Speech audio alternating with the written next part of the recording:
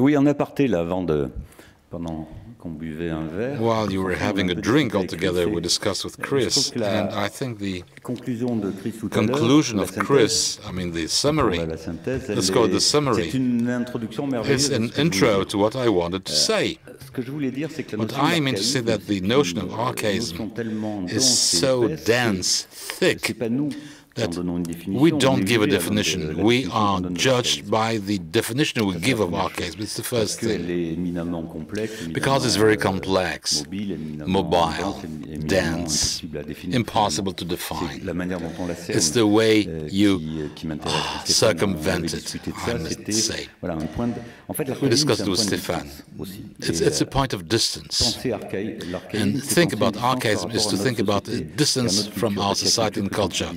Because there is culture only when there is a distance.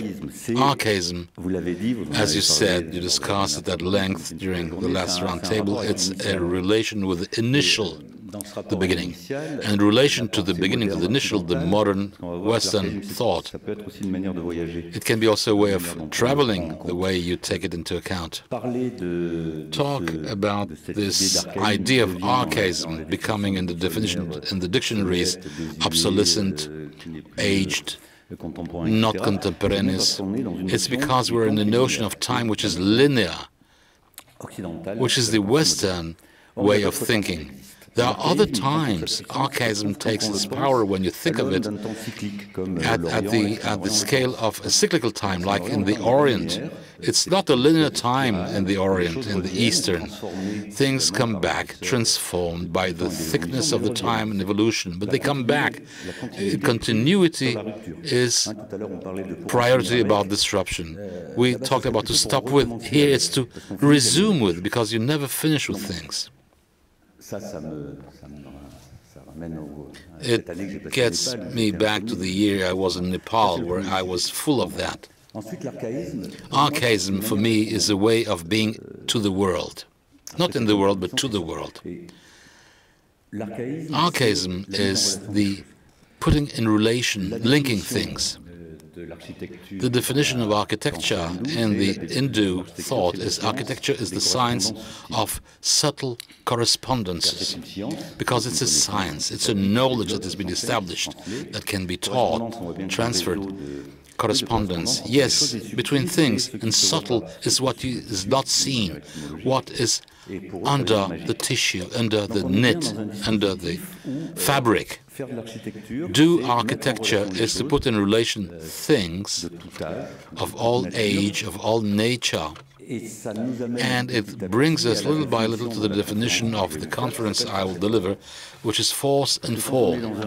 When you are in a place, when you are in an era, in a culture, there are forces in action, forces of nature, economic forces, political, social forces, defining. It can be the raw material of a project when you know how to capture them. Capture, design them something. I mean, not design, but point at them, yes, it's something, but to capture them is to make them penetrate the project, to transform the project, and you can establish hierarchies. Some are negatives, some are positive. Recreate a new dynamic balance. In this issue of archaism, I will retain the initial idea of the first. It's a complex idea to manipulate, but the idea of put in relation things and not separate them. Think of them simultaneously. This is the first thing. The second one is of interest to me in the introduction on archaism in the paper I've read, is the dimension of phenomenology, the body with a space, and what is going beyond us, being in a place, feeling things, understanding some, not understanding others. Architecture has to see with all that. I'll present several projects.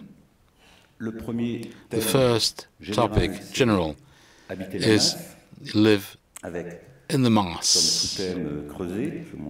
Dig, sub-topic, I'll show you where we dug.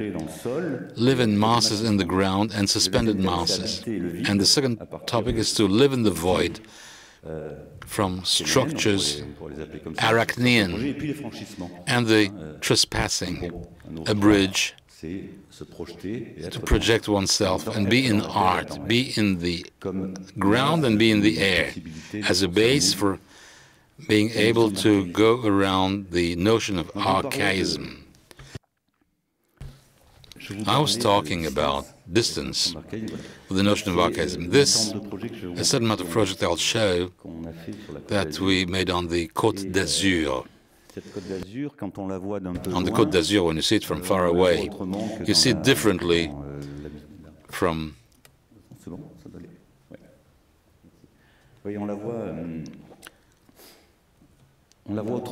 Differently, you see it's a thin ribbon of land. You see the density of the cities here. It's a linear city. There's a tremendous, immense sea, immense sky, and there is a hilly space. We're on this system device, initial device, archaic, I don't know, but in any case, in this relation, powerful between the slope, 45 degrees, the rock, materiality, the force of the rock that you can feel when you're on location, and the immateriality of the horizon, because it's at the height of the eye vision. It's the most symbolic link that you have with nature.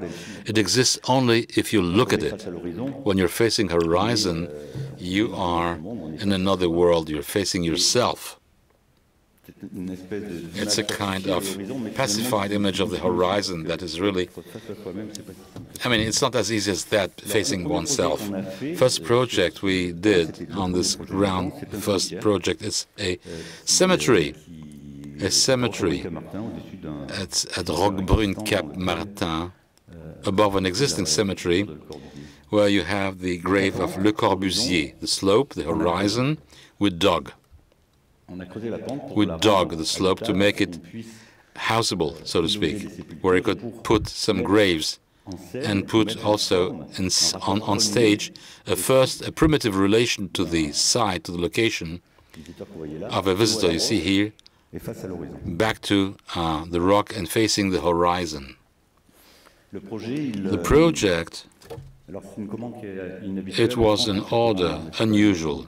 It's more common in Spain or Italy. The city of Roquebrune came up with a contest because they needed a tremendous density on the room. It's 15 square meters per grave. And we suggested this system: dig with big faults, a strong density to be able to do so that there will be still some landscape. A second here, a regrouping of old graves, alluding to the wall surrounding the cemeteries, and third, chapels, like the family chapels here on the crest. First part has been implemented, and the cemetery has to be extended phase by phase. I was talking about linking. Death is seen as a disruption today. We thought of it that the place of death be open and become a place of a landscape, a park that could be crossed, with this major platform here and the path that you can see here on the highest part. To understand this part that you have seen as a mock-up, here the initial cemetery, it's the symbol of the sky with the chapel. Second part, which is here, organized in a regular way with a central axis and succession of graves and alleys, like a city, you know, with buildings and streets, and you can establish a parallel with the urban planning, town planning, because we're here on very strong, tough, high densities, but it could meet the suburbs with strong densities without any organization, without symbols or no logic. You can't go anymore here, so you move here. It creates areas very difficult, knowing that the density here should be of 2.5 the density of here. So, in a certain way, you do the Charter of Athens for the dead. We densify the graves here to leave the landscape to exist. The first part of the project implemented with a base, which is here, and you see There's no portal, no gateway. It might be the only cemetery with no portal, because we fought for many who struggled, because the cemetery should be closed. So this is an exception. It's an open on a base, and on this base you have the wall and the fault. I mean, the space opened in the rock. And here, this is made of the rocks taken from the excavation of the fault. We get to the entrance of the fault in a space which is devoted to water, rather. And the question was how to do symbolic entrances or thresholds when you have no portal. How do you make people feel that it's a sacred place? What are the means? What are the tools we have in our hands? We are on this huge platform with a jump. Here you have 70 centimeters, which is tolerated, and the really danger of there's no real danger. It can work. We don't have any separation here. You're projected over the horizon. At the same place, when you turn around, you have that. The first composition is horizontal, the second is vertical. It is linked to the rocks, to this binome I was talking. It's boucharded concrete, giving the direction of the heaven, of the sky. You're in a place where I was talking about the body. Being alive is to be standing on the horizon, this feeling of verticality you feel physically on your shoulders when you're here, facing the horizon. The absolute horizontality of the sea, it gives the direction of the religious symbols, the cross, of course, taken into account and working operational from this direction. It's a secular place. It's not a religious place, a cemetery, finally. There's a permanent religious representation, vertical, horizontal, and the same place here, just by turning around to feel and put the body at the core of the place. The first level linked to water, the second linked to, it's dug into, it's the land, it's boucharded, I mean, it's hit. It's one block to give the impression of excavation. You have here, they are like in the Italian cemeteries with flowers, with pictures. And last level, after turning around again, you're facing the sky.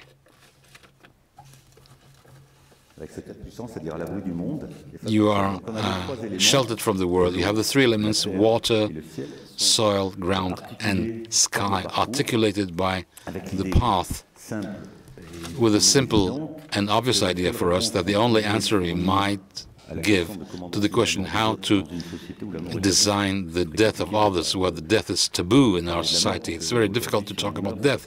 If you die, it's because the doctors couldn't cure you.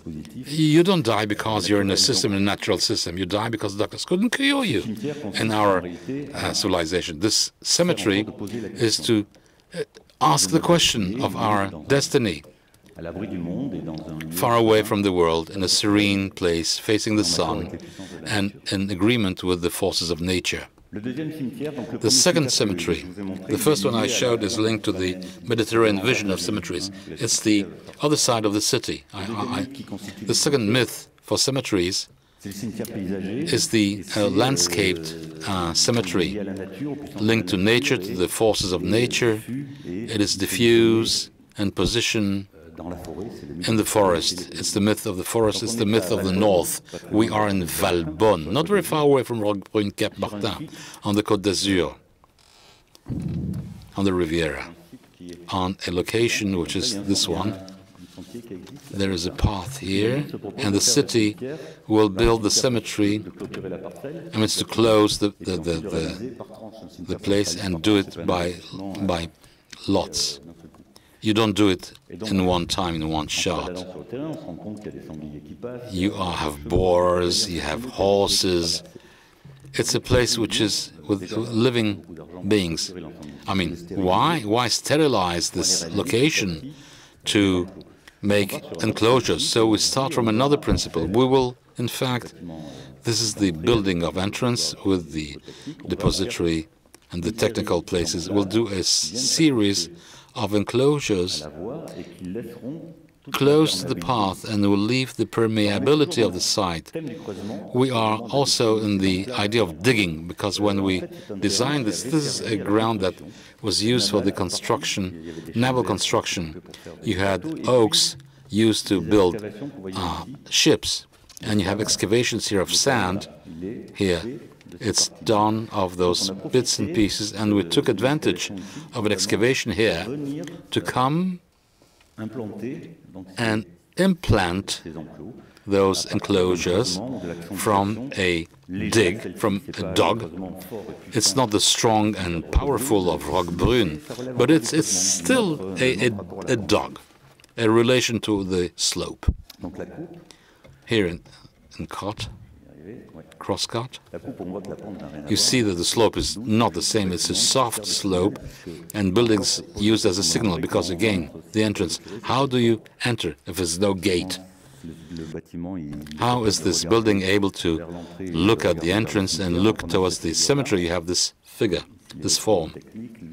Technicals, the depository and entrance, the cemetery being developed here. We see one of the walls of the enclosure, the entrance in a fault,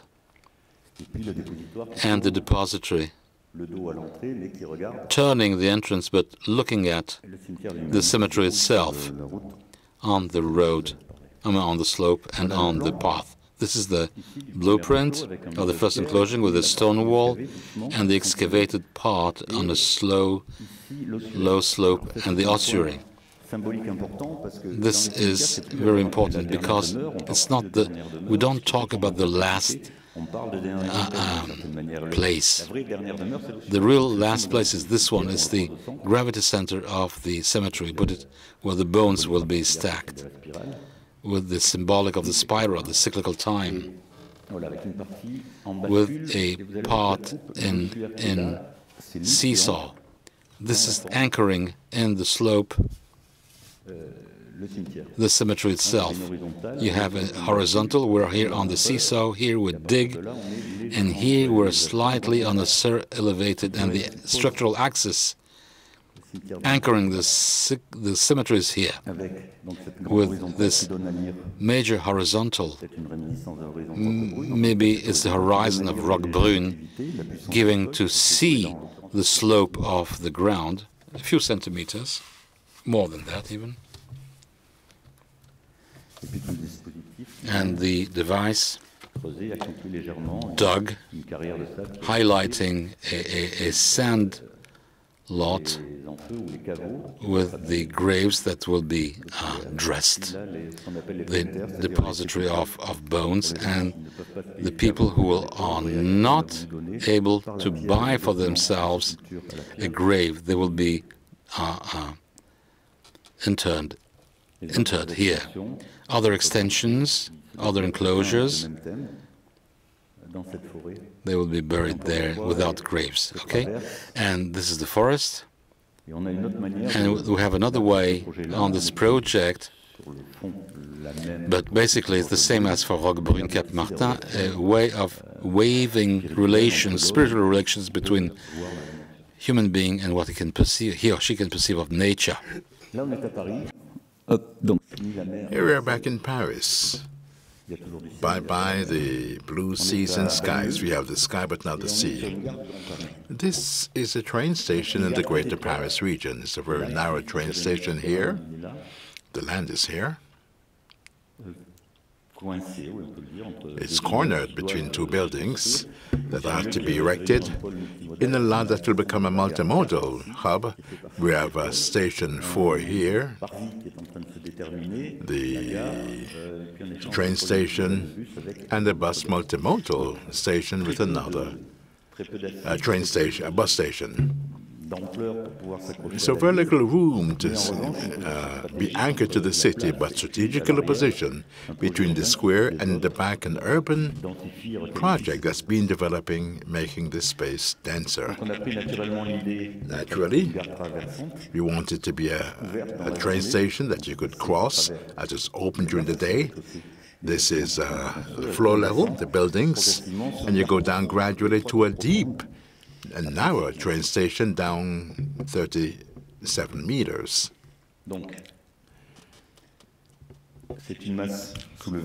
It's an elevated mass with a large structure and a central lighting through the roof. So this roof lighting, you see it in the cross-sectional view. You cross and you have this wide structure with the patios and accesses on the sides. We worked on this project with a simple idea, but it was very difficult, and we're still fighting hard to finalize this. When you're talking about mass transport and you go down deep in the heart of the earth, or go down in the earth, I remember for the people from Nepal, it was something you couldn't do because they had powers, the divinities. I'm not saying that we should come back to that Nepalese perception of the subsoil, but it's very strange. I always found it strange when you go to a train station, however deep, you always have the same materials, spaces, and lighting, and you go down with the elevator down to minus 37, it's all the same.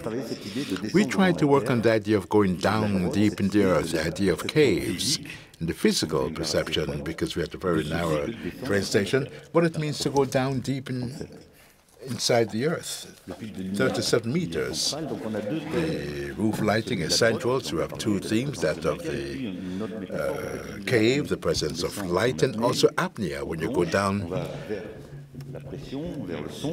you're going down, you're affected by pressure, and you come back up towards the light.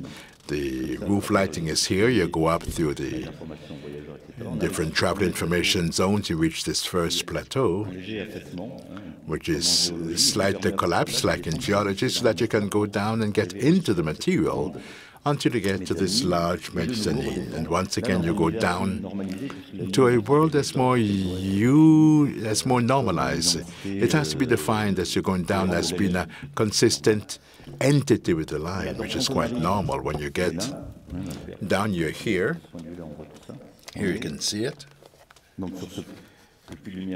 The roof lighting is here, natural lighting. So the first collapse, it's in concrete, and we go down gradually until we get to the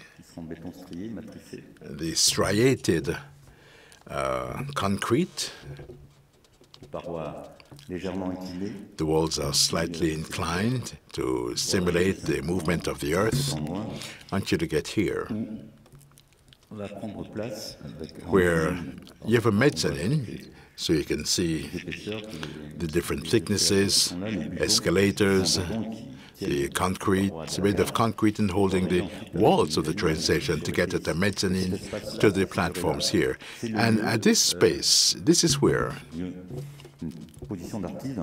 this is an artistic view. That's not quite it, but Tatiana Trouvé from Nice as well, she suggested working on matter, and to make this soil a bit like a Central Park, natural rocks, with an ambiguity between rocks, natural and artificial. So that's one thing. So we saw how the different spatial sequences are worked on to go down. We go down gradually, and we wanted to work on acoustics as well, and the norms that we have are terrifying, but little by little, step by step, we get there. It's all about reinforcing the spatial sensation with lighting.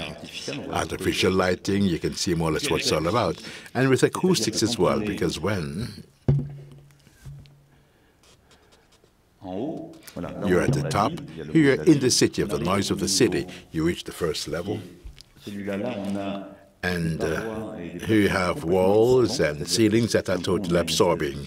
All of a sudden, a certain silence. You no longer hear the footsteps. And as you go down, we work on the echo to gradually arrive as if in a cathedral or cave. And people who walk or speak produces an echo dilating space until you get to the train station itself, where once again you find yourself in a universe where sound is absorbed. That sound dimension, I think it's essential to support this idea of a space, a cave going down into the earth. But we are working with acousticians to see how we could work with the different norms and standards. It's all linked to many different things, some that we understand and others that we understand less well, and how we can use sound as a raw material for architecture. That was, okay, creusé. And now, the mass. It's an extension of the ground.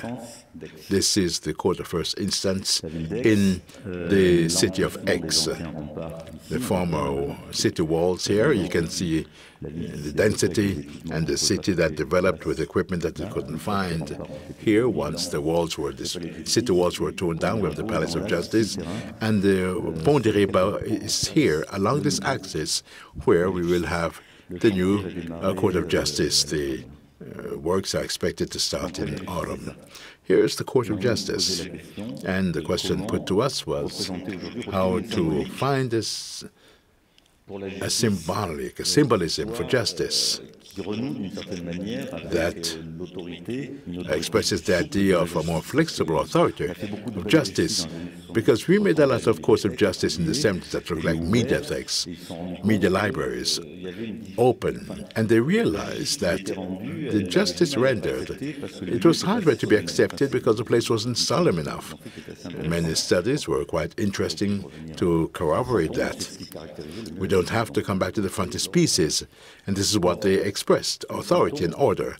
And yet the frontispiece, you understand my obsession for the soil and the sky. It's saying here we have culture that's growing with a movement towards the skies.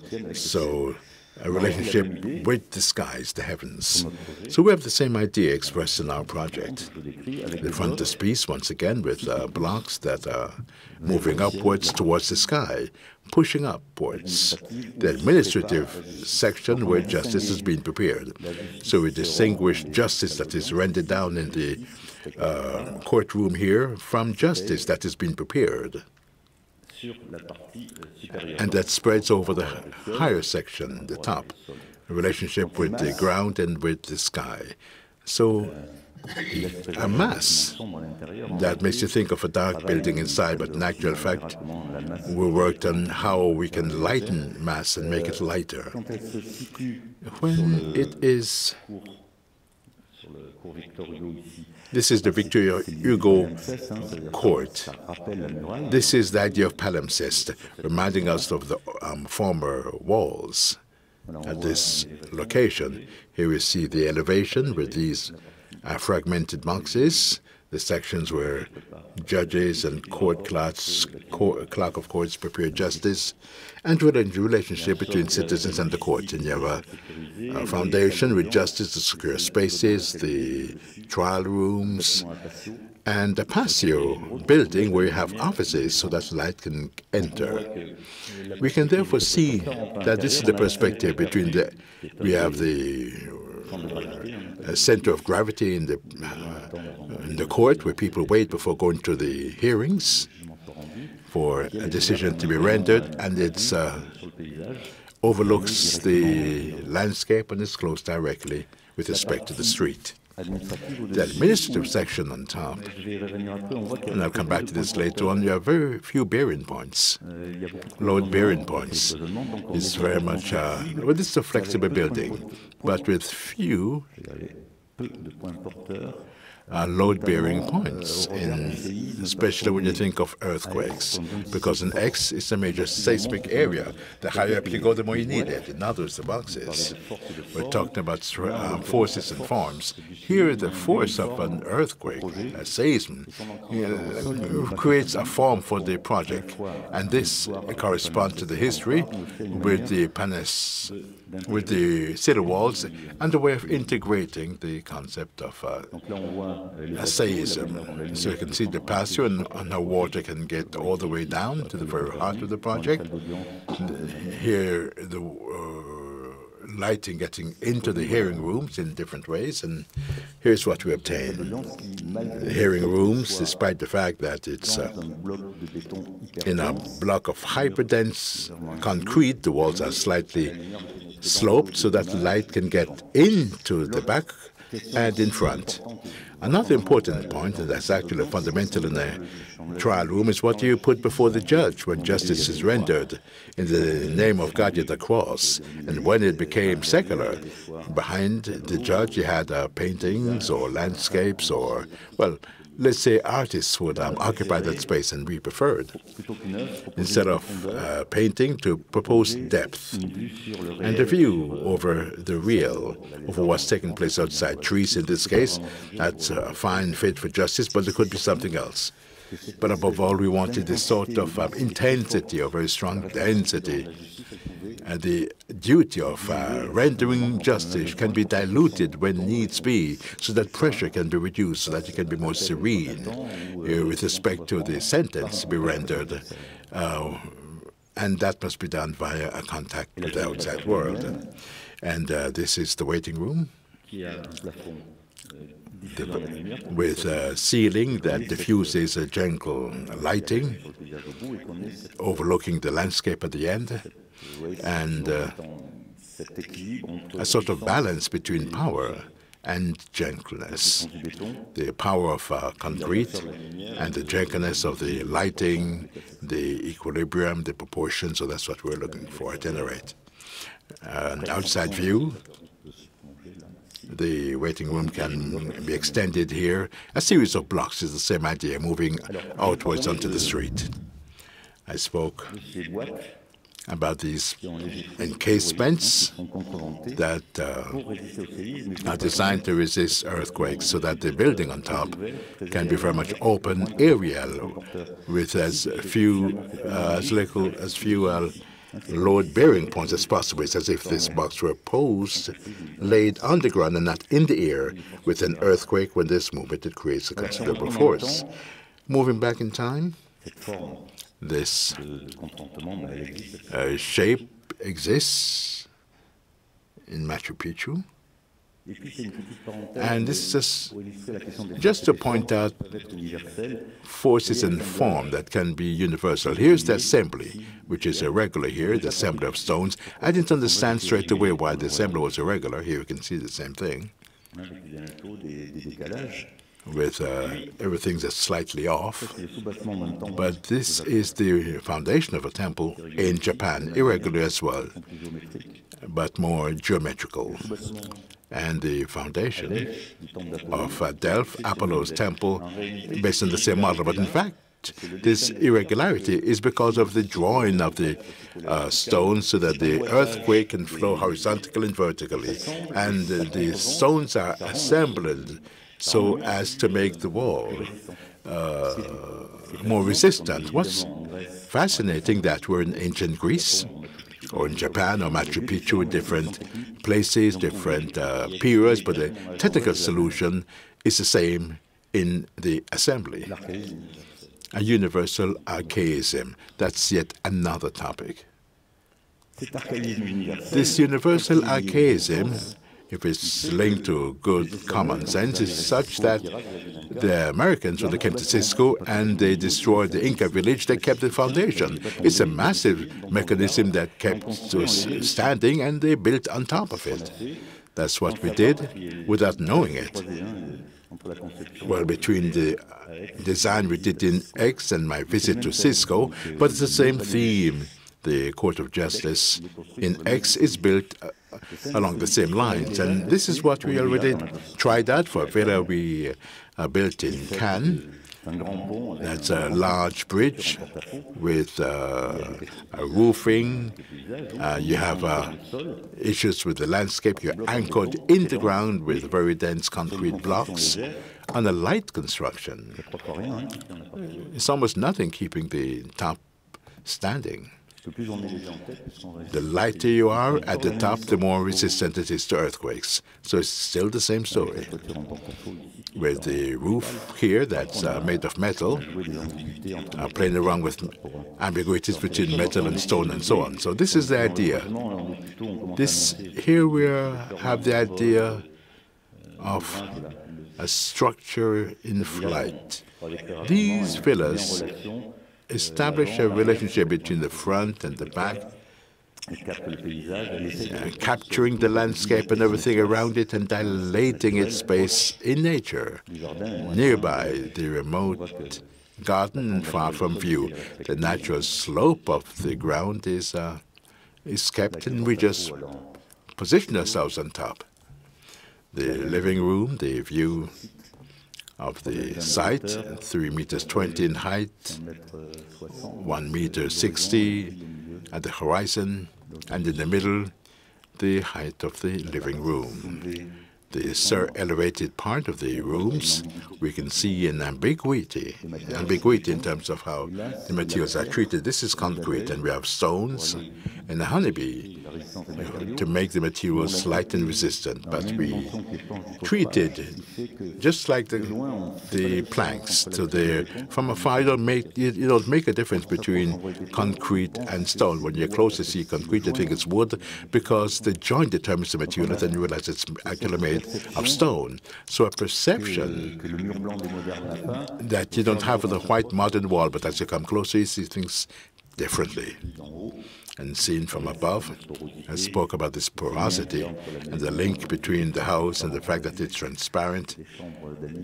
These are rooms for friends. When the friends aren't there, the building is transparent. So a very particular relationship with this site. Along the same lines, and here I'm presenting the Col de la Photo in Arles, the photography school in Arles will finish the site in March next year. Boulevard Victor Hugo, the former workshops, they left the former railways workshops here. So all of this part of the land is at -7 meters below the boulevard. And Gary's project is here at the foundation with the exhibition room and the towers with aluminium blocks pointing towards the sky. Now, the project was to build a school. Let me present a project for an architecture school that we lost in Marseille. Schools today are based on two themes that are interesting, at least for architectural formalization. There must be introvert and extrovert. Extrovert because there must be a relationship with the world, and introvert because this is my perception of things anyway. When you must invent, you must be able to do it anywhere around the world.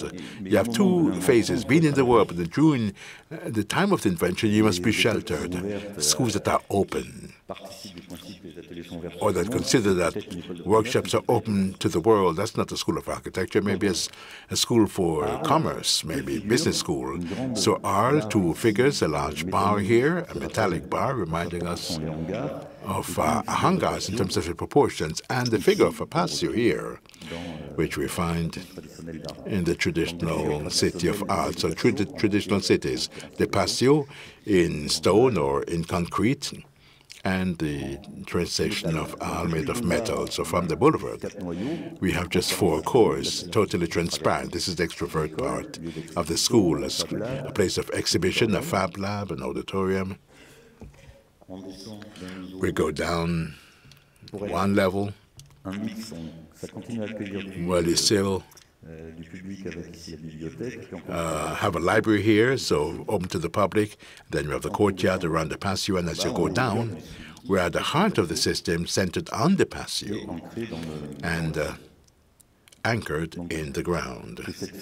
So this is the archetypal figure with a large slab that's transparent, here to the view so that you can see the church, no longer the boulevard. And as you go down by and by, you enter the material, you enter an increasingly close environment.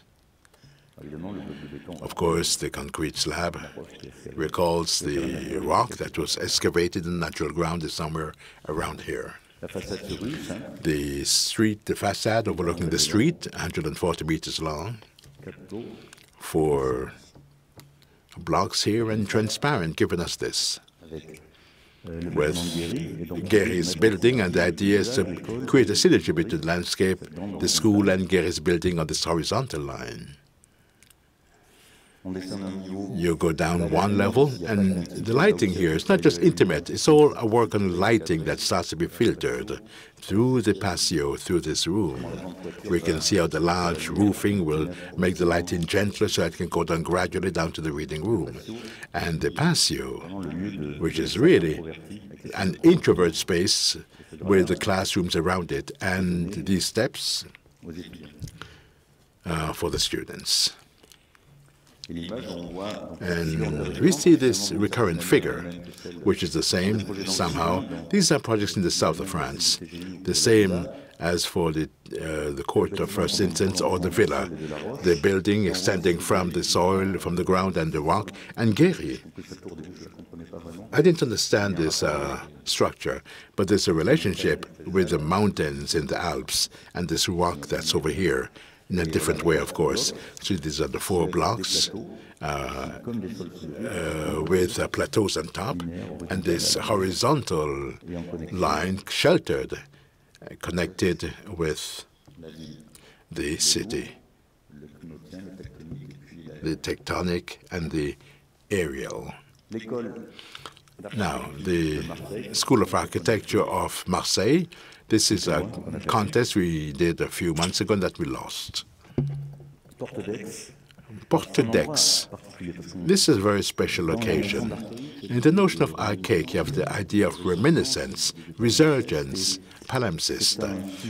This is a topic that we decided to work on at Porte d'Aix, because places are stubborn.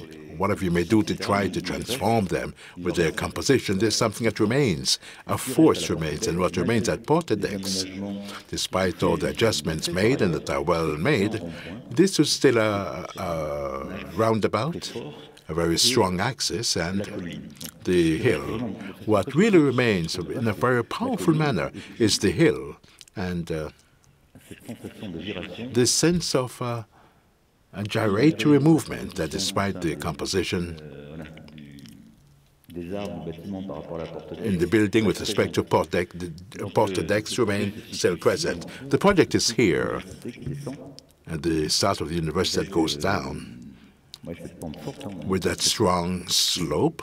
We thought that to keep this space this way, which tends to swing and to move away, we need a strong mass, something powerful. We also needed to reveal the ground, this force you find in the hill.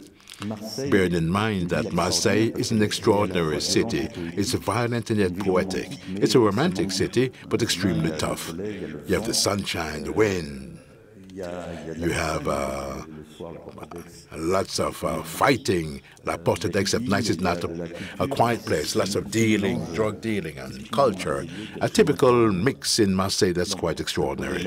So here's the project, and we built it around the patio with an evacuation chimney that we had to process for the subway that goes underneath.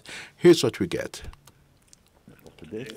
Porte d'Aix, a university building which is designed often this way, but we did something else. A mass with stripped windows and the notion of introvert-extrovert, which is recurrent here as well. But here it's reversed. The mass is elevated, and here we have very few resting points. We have a building 30 meters, and all of this is largely open at the eye's view, and we can see inside the school entirely in full depth at the height of the eyes. And here you have the different workshops which are centered at the very center of the project. giving us this idea. A dialogue with the porte decks, the strength of the ground rising with the building resting on it, the two bridge buildings structurally bearing on both sides, the ventilation grills for the subway we made into a main axis. We'll see how it rotates. The fact that the project is largely opens at the pedestrian level to the public space, almost transparent. The ground floor with the forum and this entire space,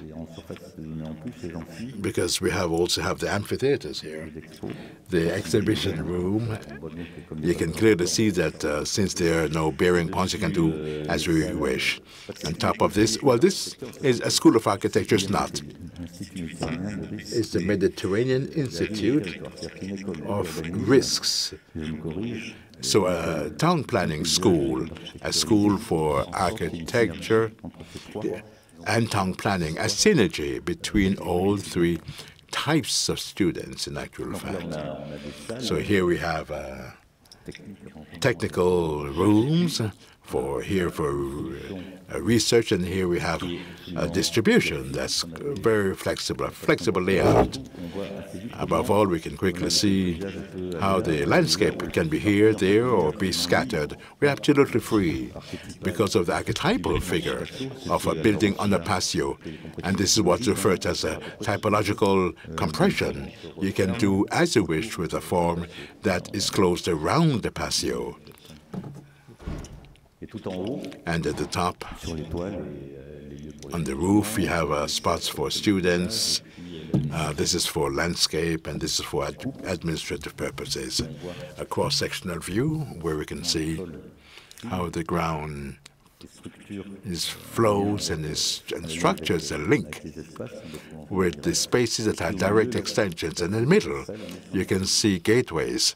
This is something we'll see later on. The fractured mass you entered, you slide below the entry, 30 meters high. You can see it with the retractable glasses on the sides. We can see a terrace linked to the first level and a natural amphitheater outside, and the ground that rises, a natural ground, with the metro ventilation tower, which becomes the main axis in the building, that while being closed, well, it's closed in relative terms visually because it's open via the stripped windows. But here it's entirely open. You have a wonderful the sunroof filtering the light. The light enters in the rooms with external extensions at the terrace. You can see the links between different schools and how that can be created as simple and natural as possible, bearing in mind that it's one path inside and outside with stairways moving through and through. So this is the living heart of this sort of form of synergy between know-how, bearing in mind that I spoke about being sheltered from the world. You're connected with the other students, but at the same time you're sheltered from the city. You continue to go up. The further up you go, the more the building opens up in a way to arrive at the library, which is connected with the upper part of the city, and that is directly visible from the large stairways you can see inside the school, the library, overlooking the garden and the building. Leaving the figure of a mass to move on to the second theme, living in the air or the void. There are two projects of buildings and what it can lead to. The first project that we did not make and that we probably will not make is in Beirut, close to the tomb of Rafikari that we're finalizing, is a foundation project in the center of Beirut, here in the reconstitution project for the center, which was largely destroyed and in part preserved. It's quite amusing to note that the roads, that Beirut is a violent city, And this idea of total destruction existed in Beirut because all these successive civilizations destroyed the traces of previous civilizations. The Phoenicians came in, settled, followed by the Romans who destroyed the Phoenician cities. The Ottomans in the medieval destroyed the Roman cities. The Ottomans came in, destroyed the Ottoman cities. The French, no, not the French. The French came and destroyed the Ottoman city. And here, war. With Rafik Kari, a project funded by the Sunnites, ultimately destroyed places that could have been preserved. But they preserved this place, this spot, the so-called French part, which may be a praise, singing the praise of our culture, but that's not it. This is a place of worship, and it's very difficult to move places of worship, mosques and Maronite churches, churches of all confessions. So these places were preserved. So the urban project is here, and this is the tomb that we are designing, the court of the martyrs, buildings, and this is where we're supposed to build the foundation with a program yet to be determined. The idea being to host writers, artists, musicians. Since the program wasn't yet finalized, we thought of this project as a sur-elevated ground with columns, as you can see here, with large plateaus, like sur-elevated ground. These columns carry air, people, fluids, and they're laid out such that in the way, because you have earthquakes in Beirut as well, they're laid out so that you can have these large plates that are open onto the city.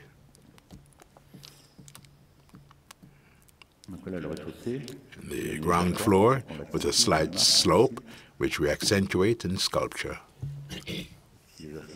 Here you have the elevators, the stairs, and this shows how you can climb up the building to arrive at the plateau.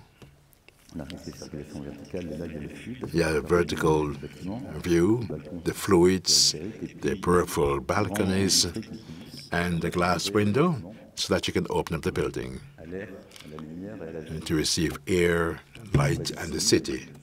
The available space with the structure, encasement, the mosque at the bottom with the tomb lower down. And this building, which is represented as such, is reduced to what you may consider as a frame of a building, an envelope, a casing, and a protective mechanism that is solar, and a mechanism of intimacy, let's say.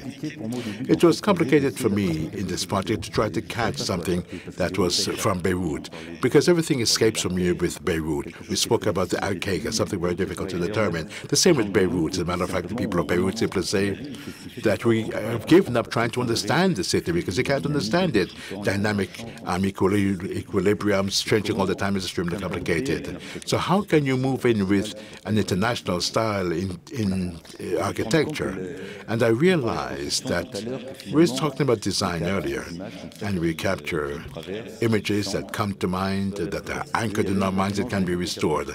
I understood this only after there's a building.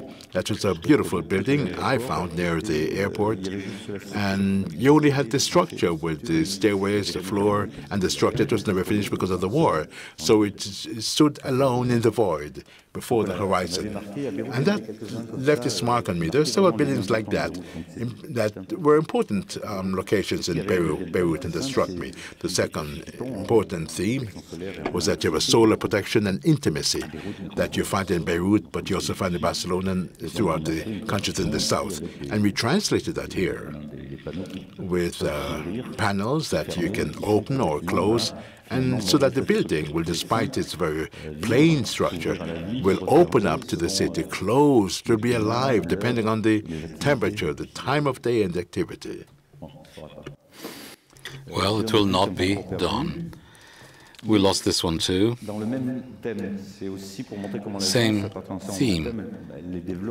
Explain how our offices explore a topic or a trend. What is the initiality structured projects. It was Beirut. The archaism of the structural project was Beirut. Archaism in the first meaning. An experimental library in Aubervilliers, there's nothing. It's flat, they have raised the factories. We don't know what to get linked with. Very difficult situation for me with the masses. Conceive a mass plan. How will be the buildings? What will be the directions? We don't know. Sky is gray, it rains. So what do? We come up with a project, doing so that it's free spaces, but reduced to the essential, to be precisely strengthen the idea of reading and the evolution of reading, what they call the great experimental library, the relation to the book, the digital, the ambivalence between digital book and the book in print is not yet balanced, i.e. the administration with free spaces, free plateaus. We carried on the idea of Beirut in a more systematic way by saying that the structure could be also integrate the fluids and have an osmosis fluid structure that would be in a one device with air in the pillars and going into the beams, wooden beams, exchange with integration of other devices of heating and cooling in the floors and solar protection and ventilation. We have a central nave, so for the light to get in there, the structure, the large plateaus with the columns on top, the machines that are pulling and pushing air. This is the mock-up. We have a very good coefficient of form. You can have a lot of glass, windows, archetypal structure, because you can fence it off, you can put walls, fences, and you can see the major spaces that are freed with the beams, and you have the flows and the machines irrigating the whole project in light and in air, until the places that become more intimate, private, where we shall prioritize digital. Here we get into the last part with 3 projects or 4 projects. Bridge, crossing. We had the digging, the mass below the ground, on top of the ground, light structure, and we take off, we're in the air, with the minimum of things. We experimented the relation to the crossing. The first gateway, it's in Comte, in the Nice area. Bernard Pagès, the artist, the mayor told him, he lives in the city, Comte, and the mayor comes up with a project of the central square. He needs a gateway between the central square and the school, the college. Pagès said, I gave you a lot of things I don't know. What do you want to do? I have, oh, this, yes, a bridge. I don't know how to make a bridge, but I have a friend, me. Maybe we can try to do it together. So it's a sculptor who goes through the mayor, who asks me to come up and make a bridge in, look, it's 30 meters altogether. Yeah. We start with an engineering bureau. It's not a specialist of structures. The city is here. And the dimension of one beam, we think with Bernard how we can have the idea to cross in the easiest possible way. It's not very high. It's a little vertigo. The size of the beam, 90, is the difference between the college, I mean the high school, which is lower than this one. the other part.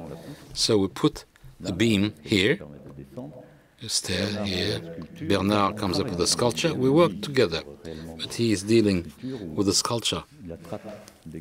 He takes pebbles, putting in cage, and you have the central beam here, you have some pebbles here on top, and this is the cross-section. The caisson, the tubes, and the pebbles. Streamlined. So if you suffer vertigo, you can walk here. If not, you are suspended. This is the light coming through, the work and the science of the color of Bernard, this yellow, lighting up all the colors of the spring in this place. Here we didn't know that it's giving a beautiful light. We didn't know when we designed it. The pebbles pointing towards the village in a slight slope, resisting the flow of water. And here you can see the caisson, the boxing, and the acrobatic side of the project where you can walk with this real feeling of being suspended in the air. At the same time, from here it's opaque. When you are surrounded by the space on the sculpture, water, suspension, the pebbles and the sky. This project enabled us to set foot in the bridges of the, here it's 200 meters, crossing 200 meters, and to take a lot of pleasure, because it's aiming at the research of the fundamentals, the no filters. It can be what we, as architects, the relation about the crossing of the body. But what is a bridge? It's the one using as little matter as possible. Here we are in the city of Nantes, Malakoff, the train station, the city of Nantes, and then the crossing on the river Loire, with all the questions. Should we put the piles in black or not? It's a very large, very wide bridge. It's for public transportation on this side, cars, bicycles, 21 meters wide. It's very large. We put a mast with those cables. Why so? Because we could put a structure below, enough height for boats to go under it. But then the bridge will be here, since the structure is below, to have enough space for the boats. You don't have a direct view from one side of the river to the other. So we put it that way. So we have the bridge in itself is very, very narrow, very thin, I mean, and a mast, a pile in the river Loire. This pile, we could have put it here or there. What set the distance, we have a technical issue, obviously, but the design takes into account town planning. It's here because in the relation of the efforts between this part and that part, this is the height of the mast, and it's the height of the surrounding buildings. Should we destroy those towers or not? We take a position. This place is an empty space. The quality of this space is that it is empty. You see the width of the river Loire, the sky, and the towers Malakoff. The fact that stressing and putting a dialogue with the towers, it was for us to give them, the towers, a kind of dignity. Well, the building itself, the bridge, the mast, exists in the landscape. It's a signal, so to speak. And this mast that you see here, in fact, becomes a gesture, a primitive gesture, to put the spear to be able to move. from one side to the other. The mast is here. Why? It's here for the cables, but we wanted it as simple as possible. We strengthened it by the light. You see the pile up the mast, and this is not lit. I mean, part of them are lit for regulatory reason, but this is, you see the relation with the towers that are kept. I don't say the bridge helped them, but in any way, that's the end result, the outcome. This pillar, this is something that really, I became cognizant of it. You design it with what is not seen. It's the subterranean part that makes the bridge. If the soil is soft, you cannot put heavy weight onto it because it's a fortune, and you'll spend all the budget of the bridge in a useless way in the foundations. And when you're in the mountain, you can have arched bridges. What is not seen is designing the bridge. This is the reason why you have bridges near the sea that are on this type with masts, because you have to minimize the use of matter. For the anecdote, it went into a blowing tunnel, a wind tunnel, and for architectural reasons we wanted to light 21 meters. We wanted to have a point to hide all the anchoring, because there are tons and tons on each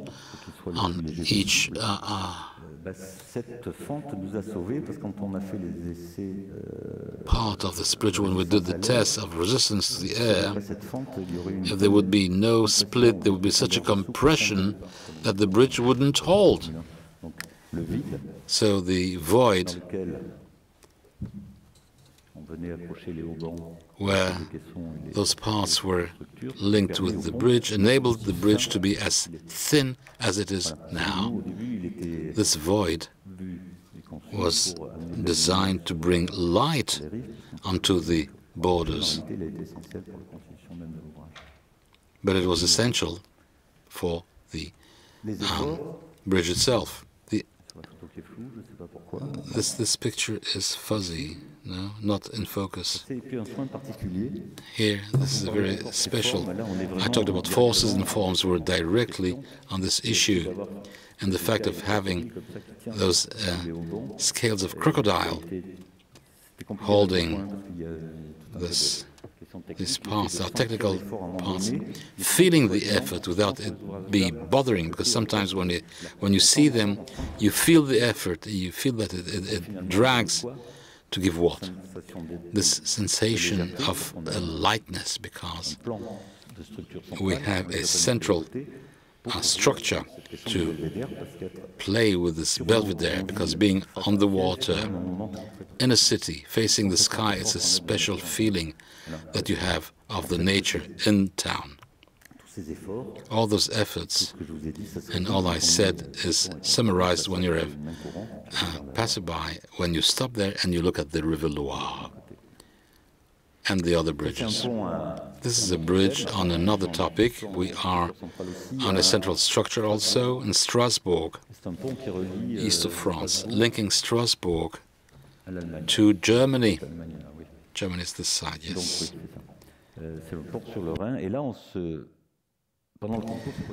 And during the competition, that's the border between France and Germany. How do we mark it? Usually, a border is marked either by a belvedere or by something special.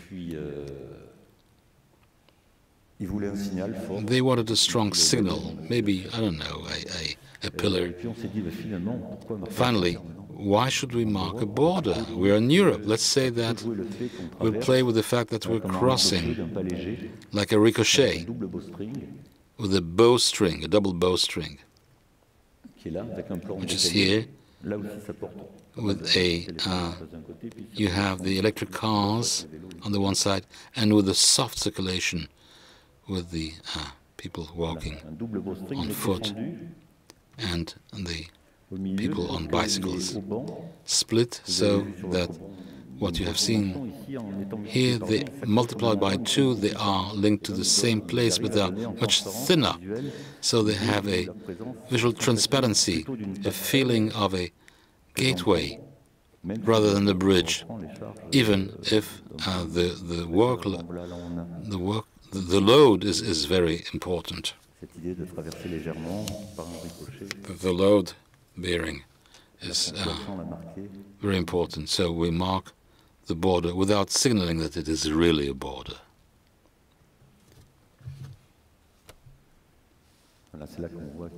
This is where to see that this is more like a threshold, like a gateway.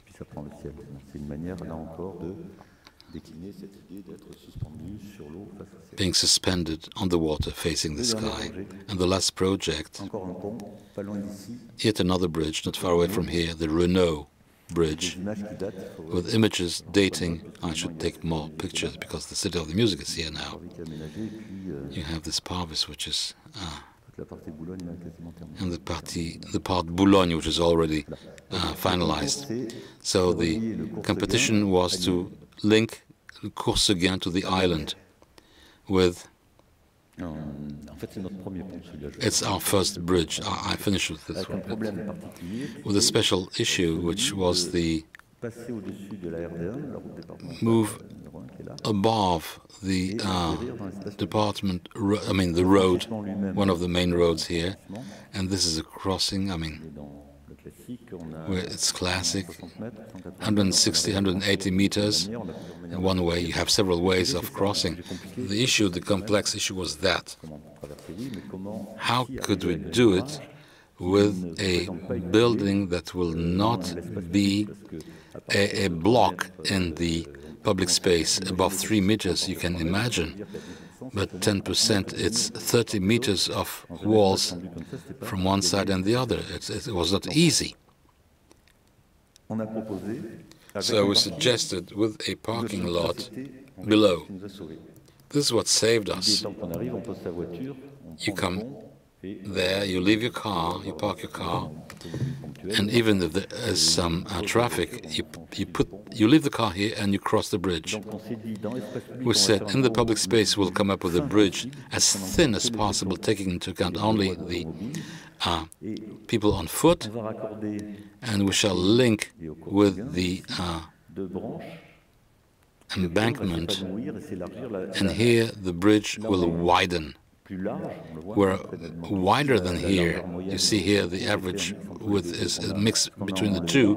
What we took away from here, we put it there to have like a flower blossoming on the river, with a simple idea of a thin blade, as thin as possible on the island, landing here with a back that does not exist because we put below, here it should have been here, we put the access to the parking lot. You'll see on the next picture. So instead of having a back part, we used the bridge to access to the parking lot. A blade as simple as possible, with structures here. You see the central boxing. This idea of a blade, a piece of road being lifted and moving to the island, the patio of the parking lot, with transversal views, visions, and the bridge itself. You see the central casing, what we call the feathers, because, this is the most resisting part. This is where the cars are passing. And we use the forces of this building to put them in relation with physical sensations, and mainly the one of the crossing, the one as being recurring in the landscape, in the natural landscape, with this feeling, capture the sensation of nature, because we are in the city. Here we are where there's the less efforts on the side of the island, 1.60 m, 1.70 m, and here you have the great plateaus here with the borders this for the bicycles, foot, and when the load is heavier, you have 8-9 tons vertical, so the casing must be thicker. We use the feathers as a pantograph to make the difference between a higher part, let's call the fast track, where you have the cars, same place, and you can cross by foot here, and with a circulation, a low part for circulation. Here we have a device enabling to cross the bridge, to sit, take a book, read in the sun, and also radicalize the sensation being up in the sky. Like in the cemetery, you have the feet are at the height of the railing. You are projected directly into the landscape. You see here the place where the casing is higher, and there it's absolutely flat. It gives amazing images, because this part of this bridge is full. It masks the width of the thickness of the casing. It's not, however, when it is on it, when you're on it, you have a strange sensation. You have the feeling that the cars are like toys. And you see at the top of it people and cars. People reading, people walking not on the water, but on this very strange feeling.